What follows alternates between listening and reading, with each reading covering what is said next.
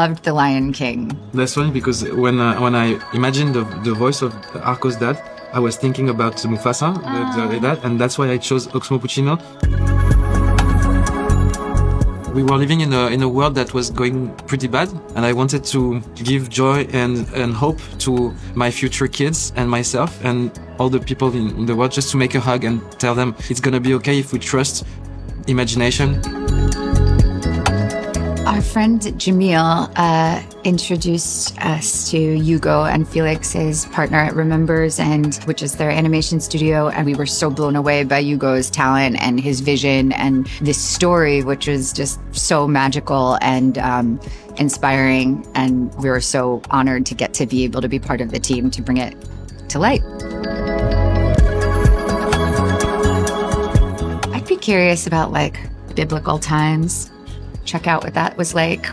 Maybe that's because that's like mythology that I grew up with, but I'd be curious to see what it was like. I want to see my kids when they are 20. I want to and be able to help them, knowing what they will become. If I can find a way to make them great and to correct what I'm doing now, if I'm doing bad or well, I don't, just to know.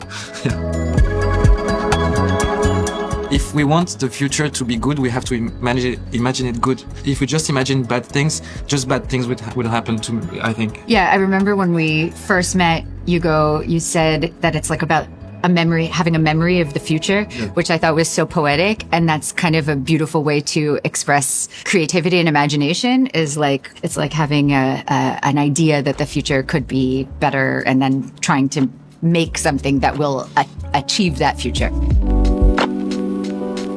I think that this movie is incredibly hopeful about what you can do with creativity and inspiration and imagining. I mean, it's kind of where art and activism coincide, is like imagining a different future, being able to imagine a world that doesn't exist right now.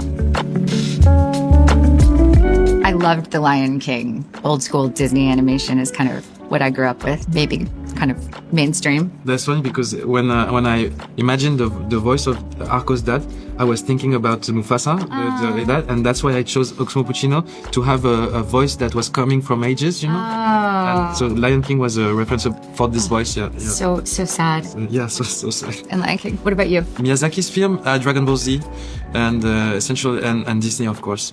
My first Cannes festival was when I came to present Star Wars. I had just shaven my head. Everyone was touching my head. When you're a girl and you have a shaved head, everyone like pets you like you're a dog.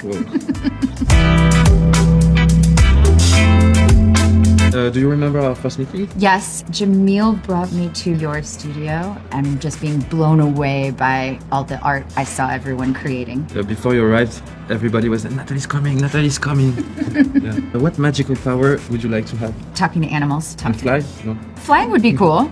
I mean, pretty much any magical power would be cool. For you, future rhymes with? I'd like to say hope, and I want to bring hope to our kids and to ourselves. I think Arco is very hopeful. Look into the future. Okay, do you remember your first drawing? Not my first drawing, but my first drawing on Arco, yeah. Was just a head getting out of the sky, and I just drew with 5 colors, a rainbow, and I sent it to Felix, and he told me, okay, this is a feature film. I feel like we're gonna look at rainbows differently after this movie. What was your favorite animated film as a child? As a child, I think it's Dragon Ball Z. I haven't seen that. That's crazy, it's a series, but I think I got into drawing hardly when I met this image, and it gave me the will of drawing all the time. Your kids don't know? No. I'm gonna bring you some Thank you. Dragon Ball Z. What do you love most about living in France? The bread. Yeah. The bread's excellent. Yeah. Everywhere. I don't know why any other country hasn't figured it out. Yeah. The art and the people. What does the Cannes Festival mean to you? I don't realize it yet. I think in maybe a few months I'll be like, wow, it was incredible. Now I'm just like un bouchon dans l'eau. Like, yeah.